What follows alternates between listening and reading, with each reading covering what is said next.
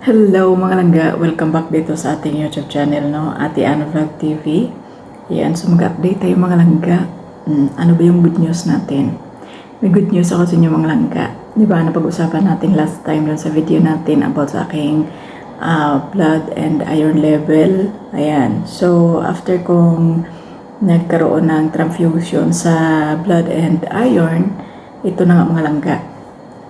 Nagpa-blood test ulit ako. At ang result mga langga, napakaganda. Super. So happy ako mga langga, no? Kasi nga back to normal na yung aking health mga langga. Ang result ng aking level ay yung kanyang result, no? Kasi nagpa-blood test ako nung nung Thursday. Then lumabas kaagad no mga langga.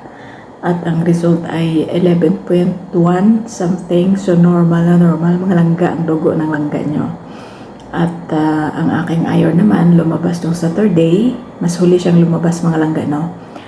At good news din mga langga. Kasi yung kanyang ang aking iron level ay tumaas din, no? Kung napanood yung video ko last time, yung aking blood level ay 5.6 something. So very dangerous mga langga, sabi ng amo ko. At sabi na rin ng doktora na nag-check up sa akin, no, very dangerous daw. Kasi nga sobrang baba. Then yung iron ko is 1 something lang mga langga. Ayun. Then after sa lahat, after ng paglagay sa akin ng dugo tsaka ng iron, so ito na nga mga langga, no, back to normal na tayo dahil napacheck up na natin. At yung iron level natin ay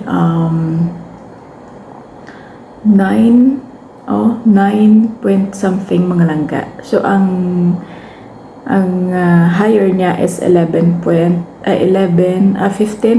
to 150. So nagkaroon ako ng 9.8. Yun. So very good mga langga, no? Kahit yung katawan ko medyo tawag doon, medyo mahina pa, pero okay na mga langga, no? Kasi okay na yung pagkilos ko mga langga, no? Medyo okay na, hindi na ako nahilo, nawala na yung buzzing sa ko, yung nagbabas yung tainga ko, nawala mga langga. Yun. Sabi nga ng doktor, yung kalagayan ko daw that time very dangerous na. Kaya pala sabi ko mga langga, nung Friday ata yun, na talagang nagkaroon ako ng sa sarili ko mga langga, na pinapawisan ako mga langga, na talagang hinihingal ako. Hindi ko ma-explain kung ano yung naramdaman ko mga langga, no?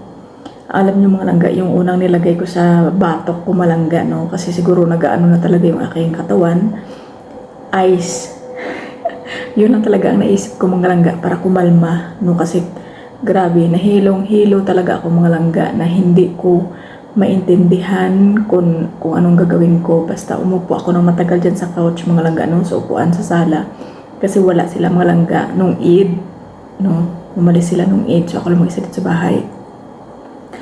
Then hindi ko talaga alam mga langga, no? Talagang sumisikip yung dibdib ko, na hinihingal ako, na nahihilo ako, super talaga mga langga, hilong-hilo talaga ako mga langga, na hindi ko talaga maintindihan. Then siguro mga 1 oras ako mahigit dyan sa sala mga langga. Ang ginawa ko mga langga, naglagay ako ng ice sa plastic bag, no? Then nilagay ko dito sa batok ko mga langga.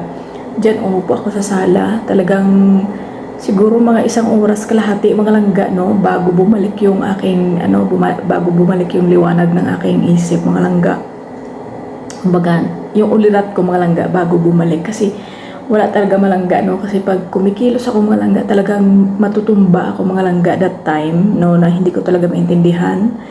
Then tagal ko umupo sa sofa mga langga, no, para magkaroon ako ng sa katawan. Hindi ko alam, na parang naiinitan ako, na hindi ko alam kung anong gagawin ko mga langga, no? Basta yun lang yung ginawa ko talaga that time, na talagang hilong-hilo na ako, lahat-lahat na, napapagod ako, na hinihingal, hindi ako makahinga, di ba? So yun lang ang ginawa ko malangga. Naglagay ako ng ice sa plastic bag. Nilagay ko dito sa bato ko. Talagang hiniga ako malangga ganyan sa couch. Nilagay ko dito yung ice tapos inano ko sa bato ko. Pero nakaupo ako malangga. Ginano ko lang. Nakasandal ako dyan sa couch. Hanggang sa kumalma mga langga no, yung aking naramdaman. Nawala yung hilo ko. Pumikit lang talaga ako mga langga no. Na mayroong malamig sa leeg ko mga langga. Siguro yung iron ko, yung ano ko talagang hindi na umaano sa katawan ko mga langga. So that time talagang hindi ko alam kung ano mangyayari sa akin. Basta yun lang yung ginawa ko mga langga. Nilagyan ko lang ng ice yung bato ko talaga mga langga. Tapos naghilamos ako ng malamig. Nilagay ko yung ice dito. Lahat mga langga ginawa ko para hindi mano yung aking hindi ako hinang kung mayroon man akong high blood mga langga no. Kasi sobrang hirap mga langga. Ang hirap pala mga langga kapag bumagsak yung blood level mo tsaka iron level. Sobrang hirap talaga mga langga. Hindi mo talaga ma-explain kung ano yung ramdaman mo mga langga. Yung sumisikip yung dibdib mo. I can't explain talaga mga langga na talagang ano ba yung nangyayari sa akin. Kasi ito mga langga, itong mga kamay ko, gumagano na yung mga langga o kumbaga naninikip na, kumbaga naghihigpitan ng mga langga yung kamay ko. Hindi ko maintindihan kung bakit.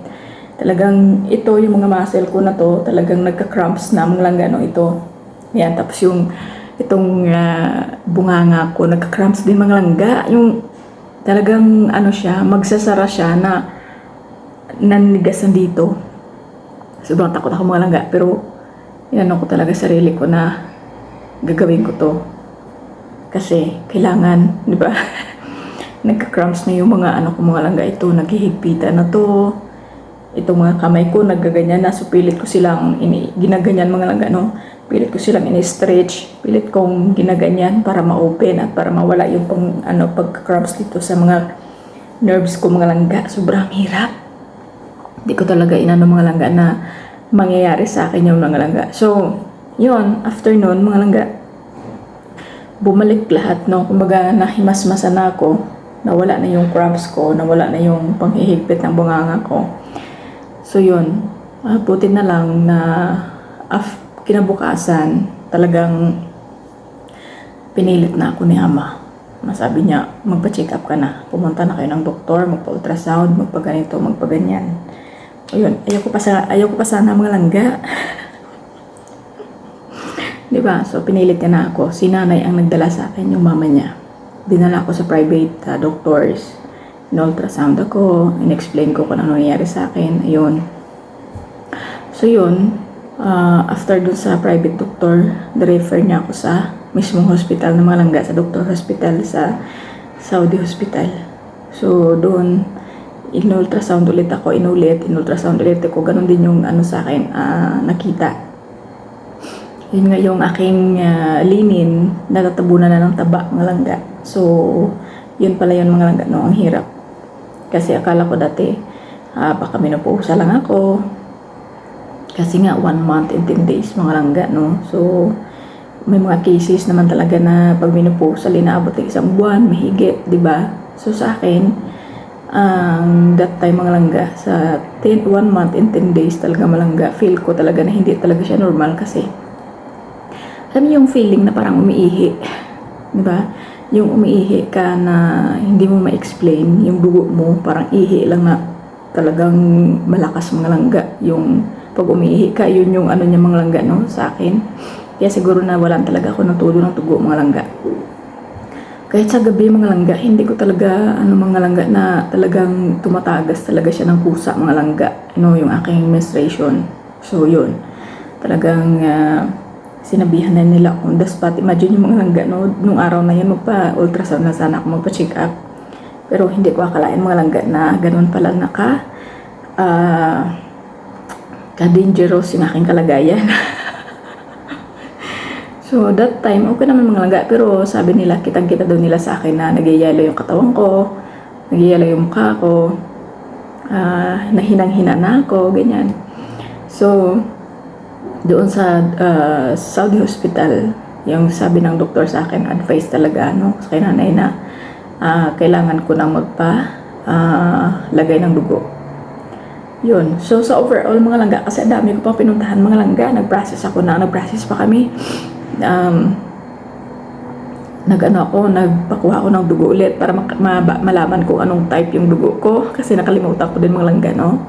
Din doon talagang ang daming sa kanila. Din pumunta ulit ako sa doktor, nagpaano ulit kami ng pinatingnan ulit yung aking mga papers, mga langga, yung mga result, no?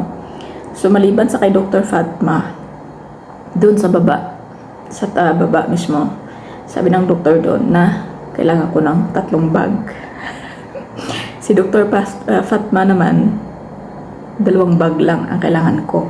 Doon sa baba mga langga, sa overall checking ng aking result, 3 bag at 1 bag ng iron ang kailangan ko. Ayun, so on the spot mga langga, no, hindi na ako mauwi dito sa bahay. Pina-check in na ako doon sa ospital, no? Pina-admit na ako mga langga ng doktor.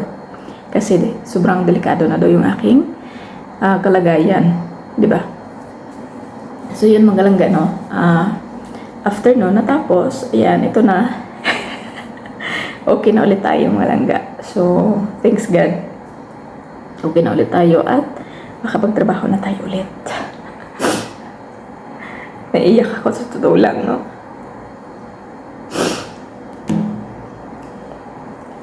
Kasi imagine nyo yan. Siguro kung mahina lang talaga akong malangga.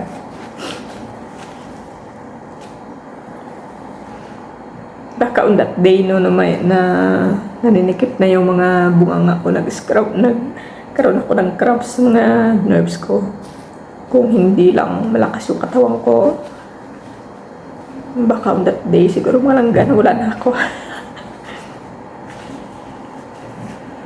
Diba? No? Thanks God pa rin kasi okay na tayo ulit. Ayan. So, yan lang for today's video mga langga. And thank you so much for watching. Ayan. No, mag-update ulit tayo sa next video natin mga langga. Kasi magkakaroon ulit tayo yata ako ng another check-up. At meron ako tinitake na medicine. Ayan. So, thank you so much mga langga. And see you in my next video. And of course, don't forget to subscribe sa ating bagong channel, Ate Ann Vlog TV. Ayan. So, bye mga langga.